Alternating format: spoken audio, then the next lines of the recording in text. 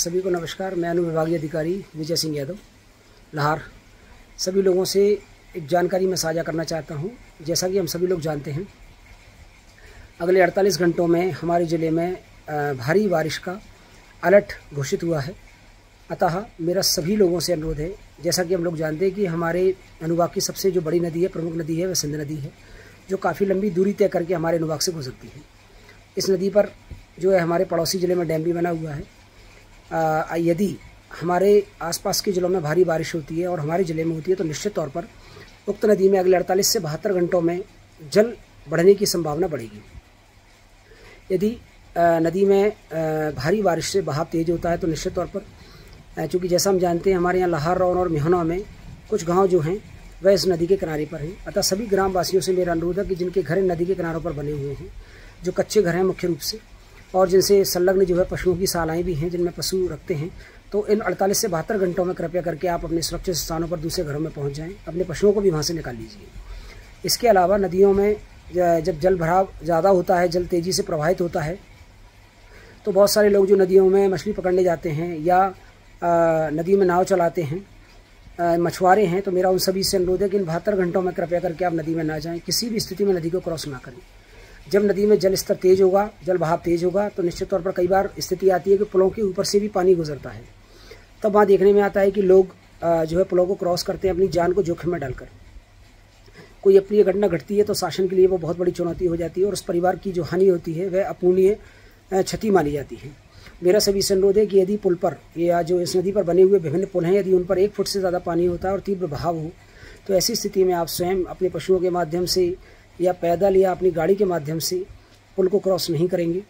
इसके अलावा ये भी देखने में आता है कि भारी बारिश के समय इस प्रकार की घर या दीवारें जो कच्ची मिट्टी की बनी होती हैं, अत्यधिक भारी बारिश से वह ढह जाती हैं, जिससे कई बार जनहानि और पशुहानि देखने को मिलती है। तो यदि आपके घर में या आपके आसपास ऐसी कोई संरचना है तो इसको अभी नष्ट कर दें, या यदि नष्ट नहीं कर सकते हैं तो 48-72 घंटे के लिए आप ऐसी संरचनाओं से दूर रहें और बारिश बंद होने के बाद में कृपया करके उन संरचनाओं को ज़रूर नष्ट कर दें। इसके अलावा एक और चीज़ देखने में आती है कि भारी बारिश होने से हमारे घरों के आसपास कई बार इस प्रकार के जो गड्ढे बने होते हैं, जो अवांछित गड्ढे होते हैं, उत्खनन से बन जाते हैं।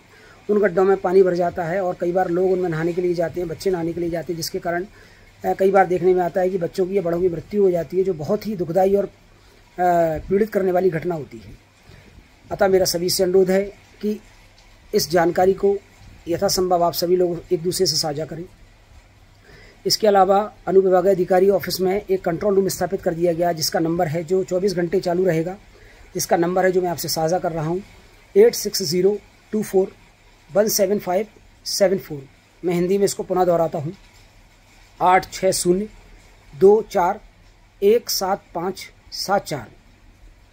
अतः ये नंबर पर आप कभी भी कोई आपके आसपास इन घंटों में या इसके बाद कोई आपदा से कोई प्रभावित होता है तो आप तत्काल इसकी सूचना कंट्रोल रूम पर दीजिए। एम्बुलेंस की भी सूचना आप जो नंबर है उस पर तत्काल आप लगाएं, एम्बुलेंस यथासंभव आपके पास पहुंचेगी। इसके अलावा सभी सेक्रेटरियों को, पटवारियों को, तहसीलदार, नायब तहसीलदारों को भी निर्देशित कर दिया गया, सभी लोग अलर्ट पर रहेंगे। सेक्रेटरी मुख्य रूप से उन गाँवों में जो नदियों के किनारे हैं वहाँ देखें कोई भी जनहानि या पशुहानि नहीं होनी चाहिए।